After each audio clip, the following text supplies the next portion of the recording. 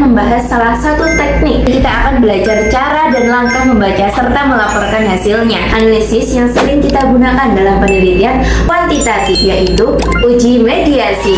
Jadi pastikan kalian tonton sampai selesai ya. Sebelum kita lanjut, perkenalkan, nama saya Irma Nur Rashidah dengan NIM 314230086. Yuk kita simak videonya. Kita pergi ke new project. Terus tulis mediasi ya. Berikutnya next. Kita pencet masukkan filenya. Nah, kalau sudah seperti ini, kita pencet next, kemudian kita back. Nah, create model. Ini pilih yang PLSM, kemudian kasih nama mediasi PLS, atau namanya itu disesuaikan saja. Nah, kemudian kita gambar, kita tarik X1-nya, kita gambar seperti ini. Berikutnya X2. Ini sesuai variabel kalian ya, misal kalian variabelnya ada 5, jadi gambarnya disesuaikan saja. Berikutnya ada variabel Z atau variabel mediasi, kemudian ini untuk Y-nya kita taruh di sebelah sini. Nah, kalau sudah seperti ini, agar terlihat lebih rapi, disesuaikan saja.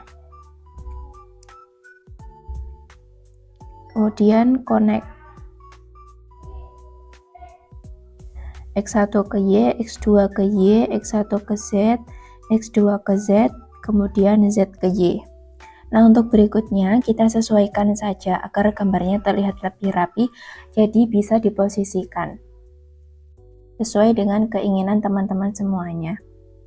Next, kita ke PLS, pencet yang PLS, kemudian di next. Nah, ini untuk gambar uji mediasi PLS. Untuk uji validitas konvergen, kita pencet ke outer loading matrix. Nah, untuk kriteria outer loading itu lebih besar dari 0,70. AVE-nya itu lebih besar dari 0,50 menurut Joseph F. Hare 2021 ya. Dari hasil penelitian di atas dapat disimpulkan bahwa Y5-nya 0,075 itu dikatakan tidak valid karena outer loading-nya kurang dari 0,70 menurut Joseph F. Hare 2021. Kemudian kita pergi ke construct reliability and validity. Nah, di sini kita fokusnya ke AVE-nya saja ya. Di situ kita bisa lihat hasilnya dari nilai AVE.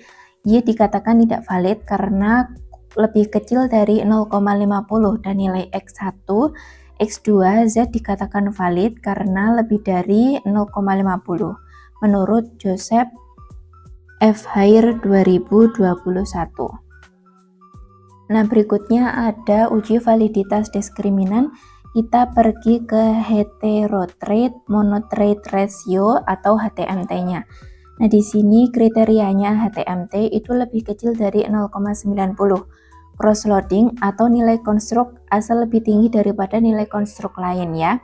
Dari nilai HTMT merah itu lebih besar dari 0,90 tidak terpenuhi. Jika ada hitam 0,85 sampai 0,89 bisa diterima. Hijau lebih kecil dari 0,85 itu sangat baik. Hasil dari HTMT di atas bahwa X2 terhadap X1 dikatakan tidak terpenuhi, Y terhadap X1 tidak terpenuhi, Y terhadap X2 tidak terpenuhi, sedangkan Z terhadap Y dikatakan terpenuhi dan HTMT lain dikatakan sangat baik. Untuk berikutnya kita uji reliabilitas. Kita pergi ke construct reliability and validity overview. Kalau di sini kita fokusnya ke Cronbach alpha, jadi AVE-nya tidak usah dihiraukan. Untuk kriteria dari Cronbach alpha itu lebih besar dari 0,70. Composite reliability-nya lebih besar dari 0,70. Dari data di atas, Y dikatakan tidak reliable karena nilai Cronbach alpha-nya itu lebih kecil dari 0,70 dan nilai composite reliability-nya itu lebih besar 0,70 menurut Joseph Evair 2021. Kemudian kita ada uji R-square. Uji R-square ini digunakan untuk menilai kemampuan variabel independen menjelaskan variabel dependennya. Kriterianya jika 0,75 kuat, 0,50 moderat, 0,25 lemah.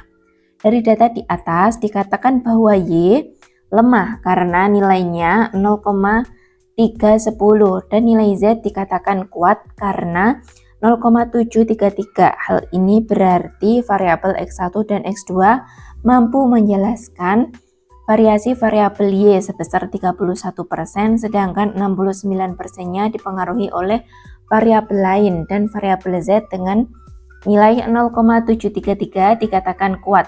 Ini berarti variabel X1 dan X2 mampu menjelaskan variasi variabel Z sebesar 73% dipengaruhi oleh variabel lainnya.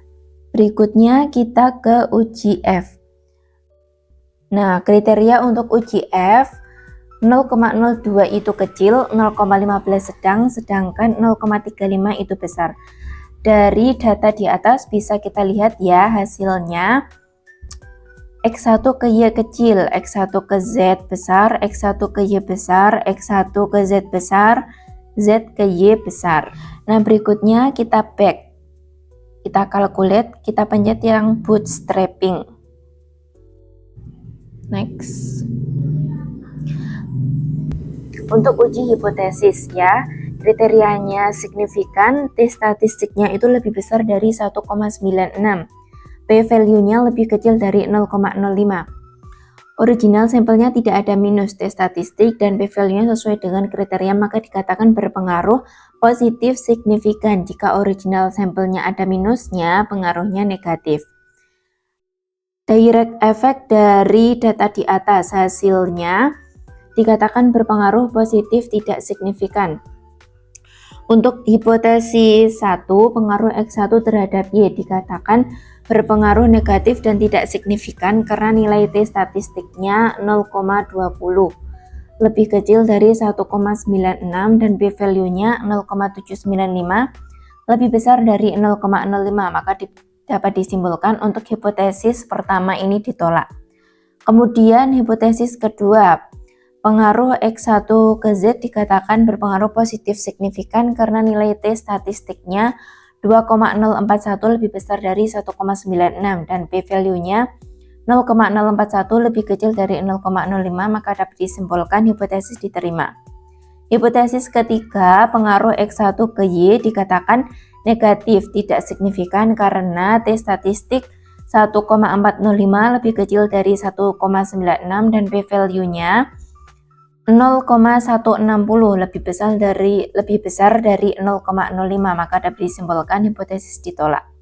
Berikutnya untuk hipotesis keempat, pengaruh X2 ke Y dikatakan positif dan signifikan karena nilai T statistik 2,416 lebih besar dari 1,96 dan P-value-nya 0,016 lebih kecil dari 0,05. Dapat disimpulkan hipotesis diterima.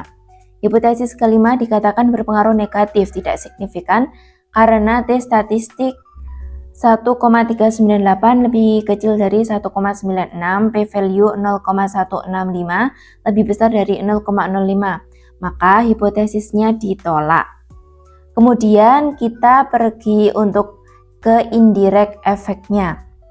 Nah, bisa kita lihat dari hasil indirect effect untuk hipotesis ke-6, pengaruh antara X1 ke Z ke Y dikatakan tidak signifikan karena nilai T statistiknya 1,408 lebih kecil dari 1,96 dan P-value-nya 0,159 lebih besar dari 0,05, maka dapat disimpulkan hipotesisnya ditolak. Kemudian untuk hipotesis ke-7, pengaruh antara X2 ke Z ke Y dikatakan tidak signifikan karena nilai T statistik 1,086 lebih kecil dari 1,96 dan P-value-nya 0,278 lebih besar dari 0,05, maka dapat disimpulkan hipotesisnya ditolak. Nah, jadi sekian untuk tutorial uji mediasi dari langkah dan cara membaca serta melaporkannya. Semoga teman-teman bisa paham.